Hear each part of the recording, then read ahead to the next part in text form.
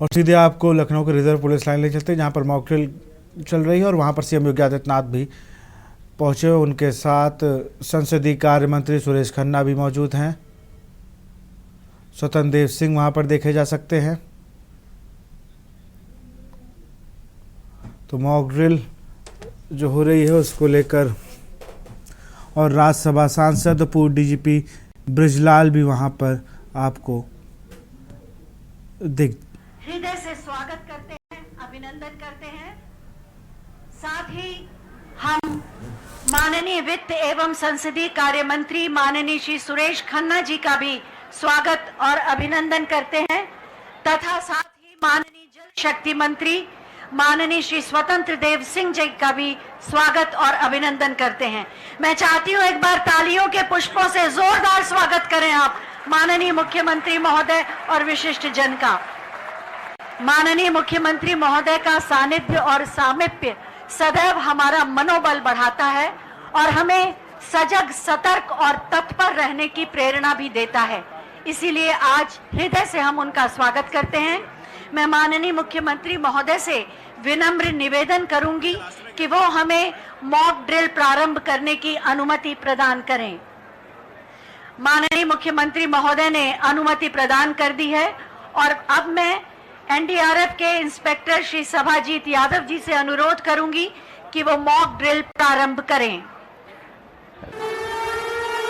धन्यवाद श्रीमती अर्चना संतोष।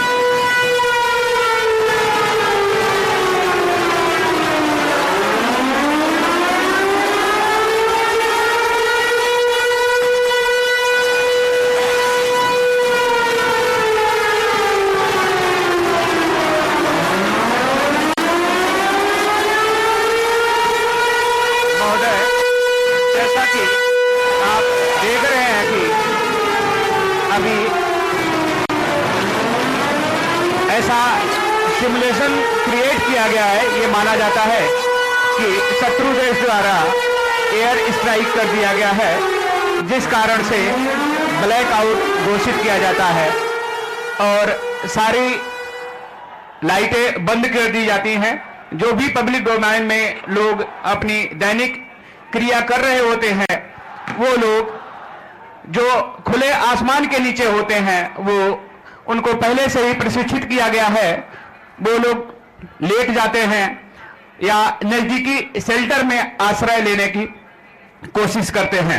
इसी कार्रवाई को आपके सामने प्रदर्शित किया जा रहा है। जैसे ही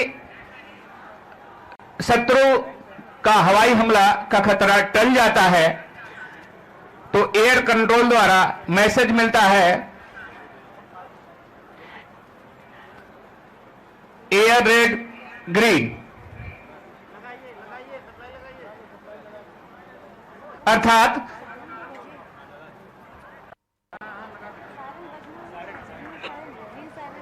इस पर एक दूसरा सायरन बजाया जाता है। जैसा कि अभी आपने सुना कि जो पहला सायरन है वो लगातार उसकी ध्वनि कम और ज्यादा हो रही थी, लेकिन जो दूसरा सायरन बज रहा होता है इसकी ध्वनि समानांतर एक ही रिदम से बजती रहती है, जिसका अर्थ होता है कि हवाई हमला टल गया है या शत्रु एयर स्ट्राइक बंद हो गई है। इसी कार्रवाई का आपके सम्मुख प्रदर्शन किया जा रहा है। महोदय, जैसा कि आपने देखा कि अभी जैसे ही एयर स्ट्राइक होता है तो जो फर्स्ट रिस्पॉन्डर होते हैं वो घटना स्थल पर पहुंचते हैं और जो भी वहां पे हताहत या पीड़ित विक्टिम होते हैं उनको इवैक्यूएट करते हैं। जो क्रिटिकली इंजर्ड, अभी मैं आपका ध्यान ग्राउंड में ले जाना चाहूंगा, जहां पर सिविल डिफेंस के वॉलेंटियर्स द्वारा जो क्रिटिकली इंजर्ड विक्टिम हैं उनको हॉस्पिटल के लिए रेफर किया जा रहा है और जो माइनर इंजर्ड विक्टिम हैं उनको ग्राउंड में स्थित मेडिकल पोस्ट में प्राथमिक चिकित्सा देकर छोड़ दिया जाता है। इसी बीच SCOC द्वारा जो भी रिस्पॉन्डिंग एजेंसियां हैं, NDRF, SDRF, fire emergency services तथा चिकित्सा विभाग को सूचना दी जाती है कि अमुक स्थान पर इस प्रकार की इमरजेंसी हो गई है और यहां पर रेस्क्यू एवं बचाव के लिए टीमें भेजी जाएं। अब मैं आपका ध्यान ग्राउंड के दाहिने गेट नंबर 1 की तरफ ले जाना चाहूंगा, जहां पर जो भी हमारी रिस्पॉन्डिंग एजेंसी हैं वो घटना स्थल की ओर रवाना हो गई हैं। साथ ही महोदय, मैं आपका ध्यान आपके सामने 2 बजे की लाइन में ले जाना चाहूंगा, जहां पर एक छोटी आग पर सिविल डिफेंस के द्वारा काबू पाया जा रहा है। साथ ही साथ घायलों का प्राथमिक उपचार भी किया जा रहा है तथा उनकी प्राथमिकता को निर्धारित करने के लिए ट्रायल भी किया जा रहा है। साथ ही आप देख रहे हैं कि एक बम्बार्डमेंट हो जाने के कारण एक घर में आग लग गई है, एक झोपड़ी में, जिसमें फंसे हुए लोगों को बाहर निकालने के लिए चीफ वार्डन अमरनाथ मिश्रा अपनी टीम के साथ स्वयं पहुंच जाते हैं। फायर एंड इमरजेंसी सर्विसेज के कार्मिक झोपड़ी में लगी हुई आग पर काबू पाते हैं और उसमें फंसे हुए विक्टिम को बाहर निकालने का प्रयास कर रहे हैं। साथ ही साथ आपके सामने एक दूसरी सिनेरियो 12 बजे की लाइन में, अब मैं आपका ध्यान उस तरफ आकृष्ट करना चाहूंगा कि एक कोलैप्स स्ट्रक्चर है जिसको कि एक फ्लैक्स बैनर के द्वारा हमने प्रदर्शित करने की कोशिश किया है कि यहां पे एक ध्वस्त ढांचा है और इसमें कुछ लोग फंस गए हैं। तो इस ध्वस्त ढांचे में खोज व बचाव कार्य करने के लिए सिविल डिफेंस तथा SDRF की टीमें संयुक्त रूप से काम करती हैं। SDRF की डॉग स्क्वाड, जो स्निफर डॉग होते हैं, एक विशेष प्रकार के ट्रेंड डॉग्स होते हैं जो इस डिब्रीज में, मलबे में फंसे हुए विक्टिम को सूंघ कर पता करते हैं, पुष्टि करते हैं कि हाँ इसमें कोई अभी भी विक्टिम है। तो उस विक्टिम को एक्सट्रिकेशन के लिए एक्सट्रिकेशन रूट तैयार किया जाता है और उस विक्टिम को एविक्यूएट किया जाता है और प्राथमिक चिकित्सा देकर उसे फर्दर ट्रीटमेंट के लिए हायर सेंटर को रेफर किया जाता है। इसी कार्रवाई का आपके सम्मुख प्रदर्शन किया जा रहा है।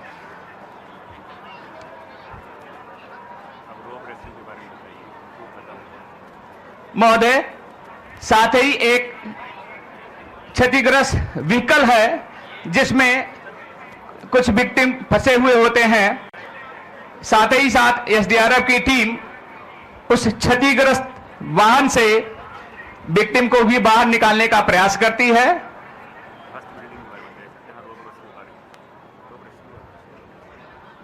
ध्वस्त बिल्डिंग के बगल में ही एक बहुमंजिला इमारत है जहां पर कुछ लोगों के फंसे होने की संभावना है।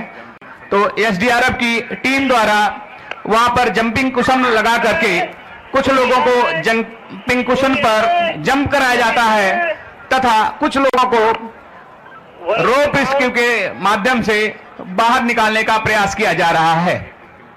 एक बिल्डिंग अभी आपके सामने रोप रेस्क्यू मेथड द्वारा नीचे उतारा जा रहा है। पहले विक्टिम को स्टेबलाइज किया जाता है, उसको जो भी माइनर इंजरी हैं उनको फर्स्ट एड दिया जाता है, उसके बाद उसे नीचे इवैक्यूएट करते हैं। सुरेंद्र भेजिए, सुरेंद्र।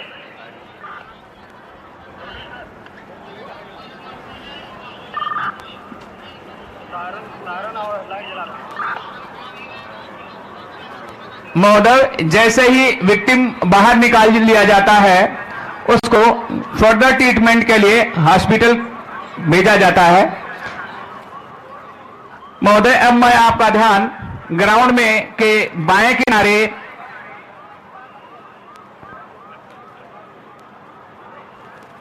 10 बजे की लाइन पर ले जाना चाहूंगा।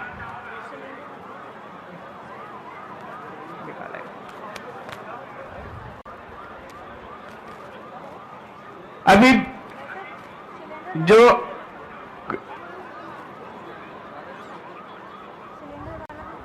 कोलैप्स स्ट्रक्चर था उसमें सिविल डिफेंस के द्वारा अप्रोच तैयार कर लिया गया है और पाया गया है कि वहां पर एक घरेलू गैस सिलेंडर में आग लग गई है और उस आग पर काबू पाने के लिए एसडीआरएफ के कार्मिक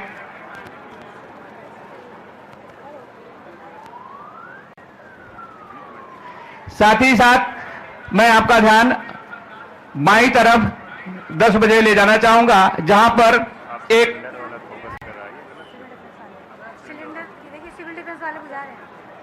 अभी आपके सामने एक घरेलू एलपीजी सिलेंडर में लगे हुए आग पर सिविल डिफेंस द्वारा काबू पाया जा रहा है। महोदय, अब मैं आपका ध्यान ग्राउंड में 10 बजे की लाइन पर ले जाना चाहूंगा, जहां पर एक वीआईपी इंस्टॉलेशन है। इसको एक सिमुलेशन साइट क्रिएट किया गया है और ऐसा माना गया है कि यहां पर दुश्मन देश द्वारा केमिकल वारफेयर एजेंट का छिड़काव कर दिया गया है। इतिहास गवाह है कि प्रथम विश्व युद्ध से लेकर द्वितीय विश्व युद्ध ही नहीं अपितु 1975 तक कई दुश्मन देशों ने अपने विरोधी देश के बरखिलाफ केमिकल वारफेयर एजेंट का प्रयोग किया है। आज जो हमने सिमुलेशन साइट क्रिएट किया है, यहां पर हम ये दिखा रहे हैं कि दुश्मन देश द्वारा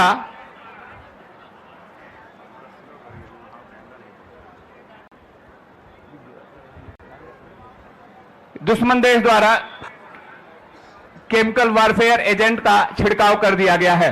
ये केमिकल वारफेयर एजेंट कई प्रकार के हो सकते हैं, जैसे blister agent, blood agent, nerve agent, incapacitant तथा डिफोलिएंट्स। अभी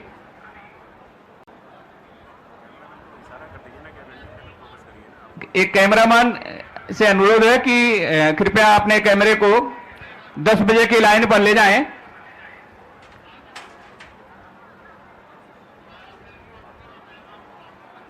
यहां पर एनडीआरएफ की टीम घटनास्थल पर पहुंच चुकी है और घटनास्थल पर पहुंचने के बाद टीम डिटेक्शन, इवैक्यूएशन तथा डिकंटामिनेशन की कार्रवाई करती है। सबसे पहले टीम डिटेक्शन की कार्रवाई करती है। डिटेक्शन टीम मार्च अप, इवैक्यूएशन टीम मार्च अप।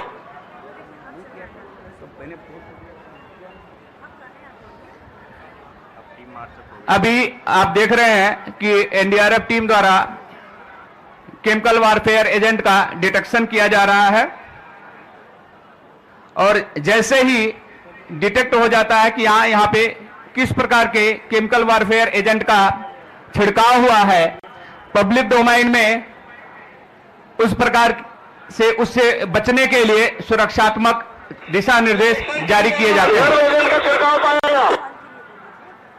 जैसा कि आपने अभी सुना कि डिटेक्शन टीम द्वारा पता किया गया और पता चलता है कि यहां पर नर्व एजेंट का छिड़काव किया गया है। महोदय, नर्व एजेंट एक ऐसे एजेंट होते हैं, इनमें ऐसे केमिकल्स होते हैं जो सरीन, सोमान तथा टाबुन होते हैं, जो कि जहां पर भी छिड़काव कर दिए जाते हैं उस पर्टिकुलर एरिया में जो भी लिविंग एनिमल्स हैं उनकी कार्य क्षमता को वो डिक्रीज कर देते हैं, कम कर देते हैं। इसके जो लक्षण एवं पहचान है,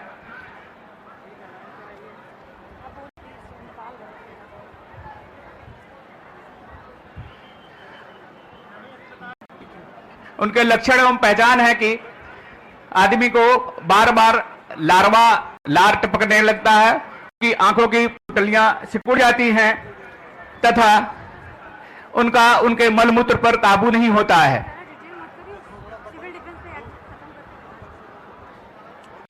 जैसे ही डिटेक्शन होता है की कार्रवाई की जाती है। जैसे ही विक्टिम इवैक्यूएट कर लिए जाते हैं, क्रिटिकल इंजर्ड विक्टिम होते हैं, उनको पहले से एयर मार्क्ड सीबीआरएन हॉस्पिटल में ट्रांसफर दिया जाता है और जो माइनर इंजर्ड विक्टिम होते हैं उनको डिकंटामिनेट किया जाता है, जिससे कि कंटामिनेशन पब्लिक डोमेन में न फैलने। चूंकि ये केमिकल वारफेयर एजेंट हैं, यदि हम किसी भी विक्टिम को बिना डिकंटामिनेशन किए हुए वहां से भी हॉस्पिटल या पब्लिक डोमेन छोड़ देंगे तो वो बाकी इन्वायरमेंट में भी कंटामिनेशन को फैलाएगा। कंटामिनेशन प्रोसेस 9 स्टेप में डिकाउन किया जाता है।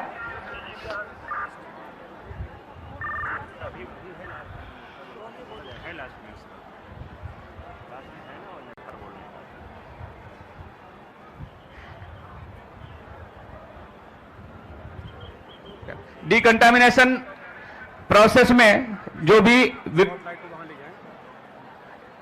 स्पॉटलाइट कृपया अपना फोकस दाहिने करें, जहां पर जो भी विक्टिम है उनको बारी बारी से डिकाउन किया जा रहा है।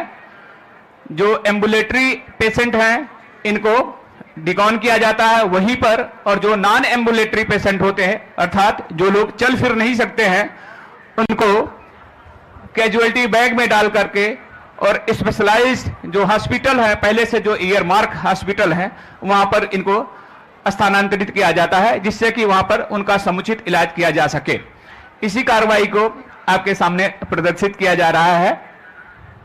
जैसे ही डिकान हो जाता है महोदय, मैं अब आपका ध्यान सामने 12 बजे की लाइन में मेडिकल पोस्ट पर ले जाना चाहूंगा, जहां पर जो भी एम्बुलेटरी पेशेंट हैं या जो कम चोटिल विक्टिम है उनका सिविल डिफेंस चिकित्सा जो स्वास्थ्य डिपार्टमेंट है उनके द्वारा एनडीआरएफ तथा एसडीआरएफ के जो डॉक्टर्स का पैनल है उनके द्वारा उनका इलाज किया जाता है, तथा जो गंभीर रूप से घायल रोगी हैं उनको फर्दर ट्रीटमेंट के लिए आगे रेफर कर दिया जाता है। यहां पर यह मॉक एक्सरसाइज संपन्न होती है।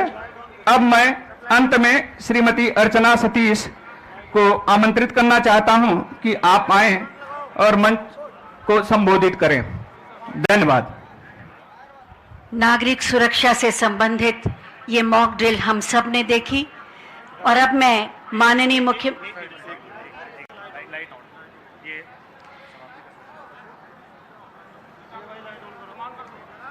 इस मॉक ड्रिल ने हमें बताया कि हम सब किस तरह से सजग, सतर्क और तत्पर रह सकते हैं और अपनी सुरक्षा के प्रति जागरूक भी रहें और दूसरों का सहयोग भी करें। और अब मैं माननीय मुख्यमंत्री महोदय से बहुत ही आदर के साथ अनुरोध करूंगी कि आज के इस महत्वपूर्ण अवसर पर अपने मार्गदर्शन से हम सबको कृतार्थ करें। आप सबकी जोरदार तालियों के प्रणाम के साथ। भारत माता की, भारत माता की, भारत माता की। आज के इस मॉक ड्रिल के इस कार्यक्रम में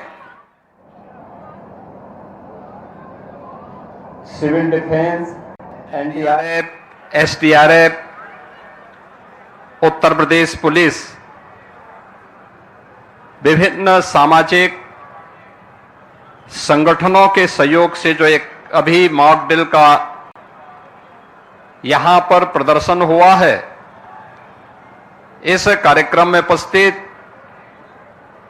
उत्तर प्रदेश सरकार में मंत्रिमंडल के मेरे वरिष्ठ सहयोगी, लखनऊ के प्रभारी मंत्री श्री सुरेश कुमार खन्ना जी, प्रदेश के जल शक्ति मंत्री श्री स्वतंत्र देव सिंह जी, माननीय सांसद श्री ब्रजलाल जी, माननीय विधायकगण, श्री योगेश शुक्ला जी, अमरीश कुमार जी, ओपी श्रीवास्तव जी, अवनीश कुमार सिंह जी, प्रदेश के पुलिस महानिदेशक श्री प्रशांत कुमार जी, प्रमुख सचिव गृह श्री संजय प्रसाद जी, पुलिस महानिदेशक नागरिक सुरक्षा श्री अभय कुमार प्रसाद जी, आज के इस कार्यक्रम में उपस्थित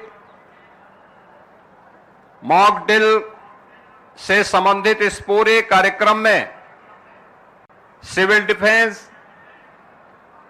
एनडीआरएफ, एसडीआरएफ, एनसीसी, एनएसएस और विभिन्न संस्थाओं से जुड़े हुए सभी स्वयंसेवकगण और उपस्थित नागरिक बंधुओं, बहनों और भाइयों, मैं सबसे पहले मॉक ड्रिल कार्यक्रम में भारत माता के महान सपूतों तीनों सेनाओं के द्वारा देश के गौरव को आगे बढ़ाते हुए पहलगाम की आतंकी घटना का जिस बहादुरी के साथ कल रात्रि को जवाब दिया गया है, इसके लिए तीनों सेनाओं के साथ ही देश के यशस्वी प्रधानमंत्री जी का हृदय से अभिनंदन करते हुए। और यहाँ रुकते एक छोटे से ब्रेक के लिए। ब्रेक के बाद आपका स्वागत। सीधे आपको लखनऊ के पुलिस ले चलते हैं, पुलिस लाइन ग्राउंड। यहाँ पर सीएम योगी आदित्यनाथ क्या कुछ कह रहे हैं, मॉक ड्रिल पर सुन लेते हैं। में उन्हें अपना खानदान खोना पड़ा है। काराना हरकतों का जवाब ये नया भारत इसी मजबूती के साथ देगा।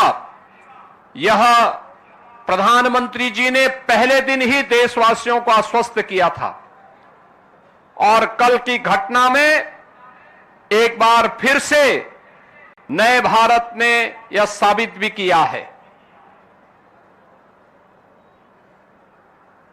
आपात स्थितियों में नागरिक कर्तव्य क्या होने चाहिए, उन कर्तव्यों के प्रति आगाह करने के लिए पूरे देश के अंदर और उत्तर प्रदेश के अंदर भी मॉक ड्रिल का कार्यक्रम आज दिन भर चला है। और इसीलिए हम सभी लोग आज इस मॉक ड्रिल का हिस्सा बनने के लिए एक नागरिक के रूप में आपके बीच में यहां पर उपस्थित हुए हैं। हमें भी अपने कर्तव्यों को समझना होगा। आज जब पूरा देश एकजुट होकर के भारत की बहादुर सेनाओं के पराक्रम का लोहा दुनिया मान रही है, तो हमें भी देश की सेनाओं के साथ,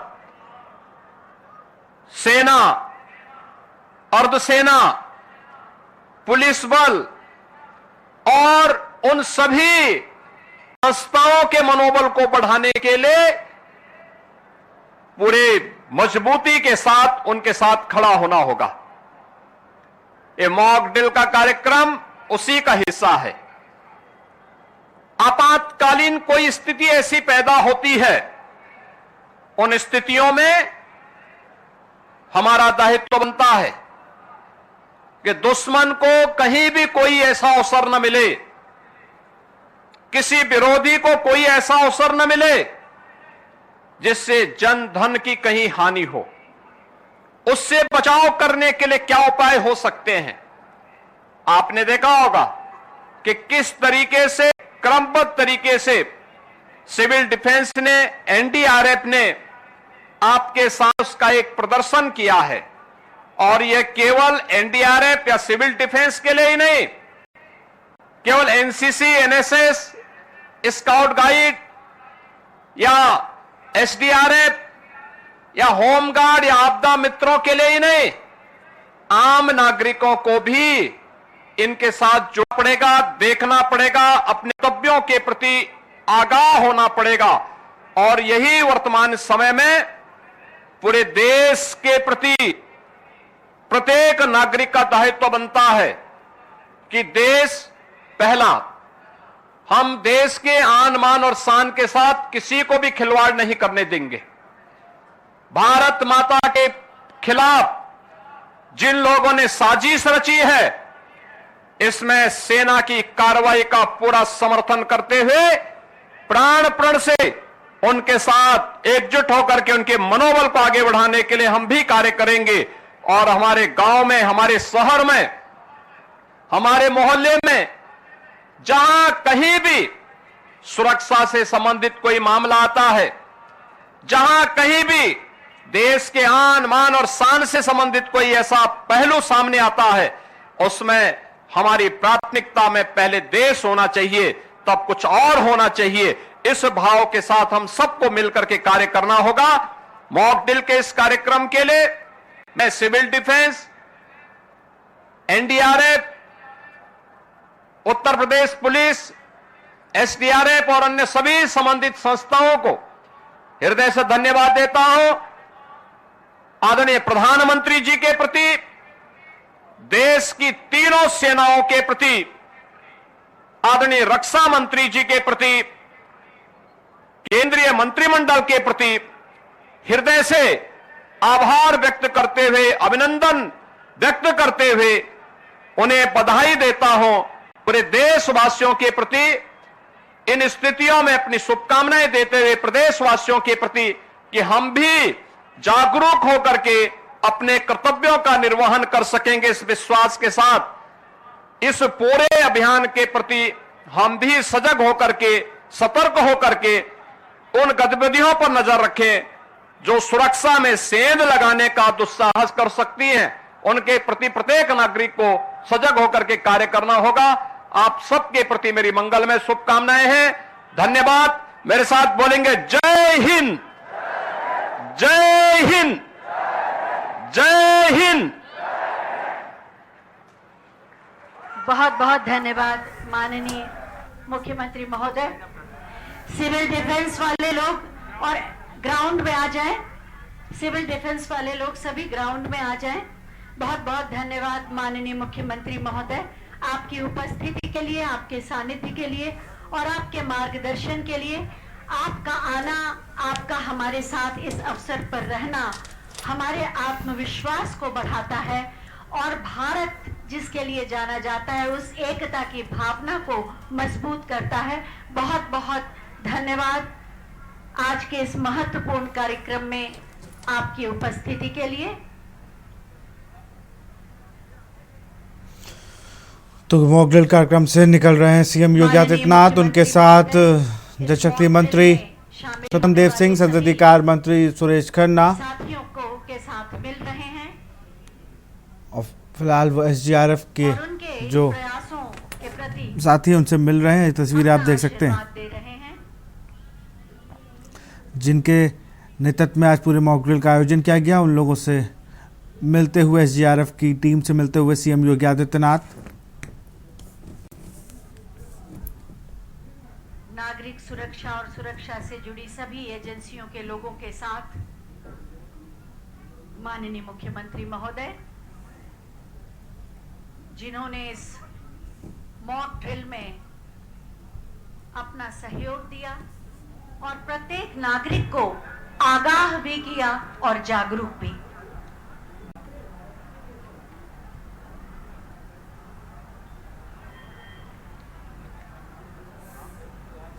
सीधी तस्वीरें आप देख रहे हैं police line, reserve police line ground Lucknow से, जहां पर CM Yogi Adityanath mock drill कार्यक्रम में पहुंचे हुए सिविल हैं। डिफेंस और एनडीआरएफ के लोगों के साथ बातचीत करते हुए माननीय मुख्यमंत्री महोदय,